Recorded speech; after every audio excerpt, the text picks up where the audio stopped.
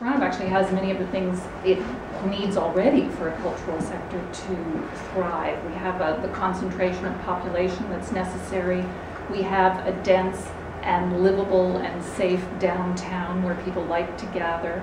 We have a good ecology of large, medium, and small arts organizations and lots of artists living in the city, although that does have its challenges because it's an expensive city to live in. We have some good venues, especially from the recent phase of building that gave us the Four Seasons Center for the opera and ballet companies. Kerner Hall, a sensationally good concert hall for all different types of music. Bell Lightbox for film, and the AGO extension for visual art. We're really lucky in those venues that show art off really well. And we also have, on the positive side, a diversity of cultures in the city where artists get to experience many different artistic disciplines and styles and traditions. And this mixture comes out in the work that they produce. And I see that particular element happening where I work at the National Ballet School. We have a choreography program. It's the training program that we have for elite dancers. And it gives young artists, they're teenagers, because you train for ballet from about ages 10 to 18. So when they approach choreography for the first time, they may be 13, 14, or 15 years old. And in the choice of music, in the choice of subject matter, and in how they approach dance, you can see that there are going to be big changes in ballet in the future once they get out into the world.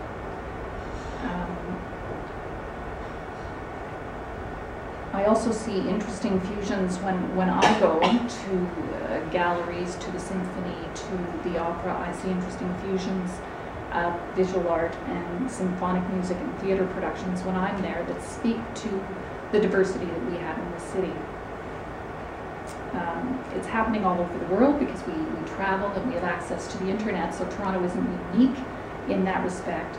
But we are a special city in that you can experience a lot of these things live to an extent that isn't possible in other places. So we don't really know what that's going to turn into in the future. We don't know what kinds of new artistic disciplines, what kinds of new artistic practices there will be from the city that we are now. But I think we're in an exciting place and time that will be the springboard for the future. But there are some other things that Toronto needs for a cultural sector to survive, and maybe that's more what Aziza had in mind for the conversation today. We need a city that functions, just a basic city that functions. All businesses need it, and the cultural sector needs it just as well as anybody else. And I suppose if I had to pick one priority out of the many priorities that the city would have, I would say transportation is really important. In our transportation, we don't have the transportation city, we don't have the transportation system that the city deserves. It would have been great if we had built subways continuously from the 1950s, and we would then have the web that we need out into the greater Toronto regions. And we haven't done that, but better late than never. It's time to start and never stop after that. You might think that transportation issues would not have a negative impact on a ballet school, but strangely enough, we are feeling the impact. We are a national ballet school, so we take students from across the country, and that means that we have a residence for them to live in. And people who live in Ontario would come if they lived as far away as Kitchener or Guelph or Hamilton.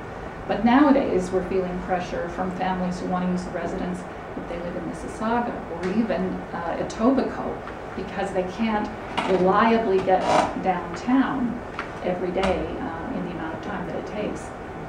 And so we are struggling with extra bodies in our residence because the transportation system in Toronto has fallen behind.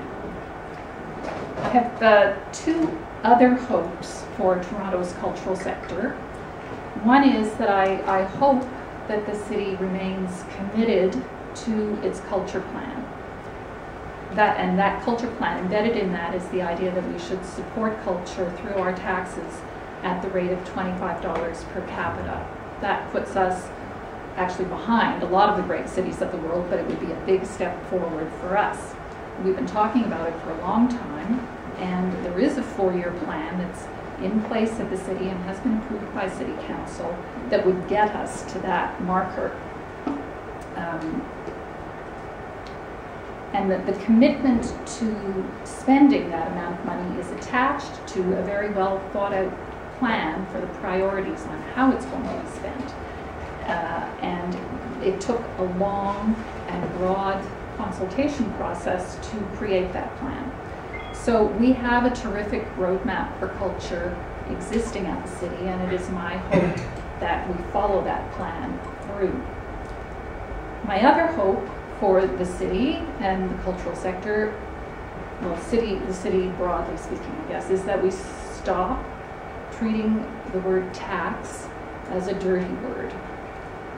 Most people know that you can't get something for nothing, and promises to keep taxes permanently at the level that they are, or only increasing by the level of inflation, I think don't make sense upon examination, and most people know that you need to invest in the infrastructure. We can look around us and see that our roads and our buildings and our parks are not as well cared for as they used to be, and it's important that we talk then more about the value that we get for the taxes we pay than the concept that tax shouldn't be paid at all and should never increase as a principle. So those are my 4 thoughts for the conversation today, and I look forward to a little bit later on speaking with you all about that.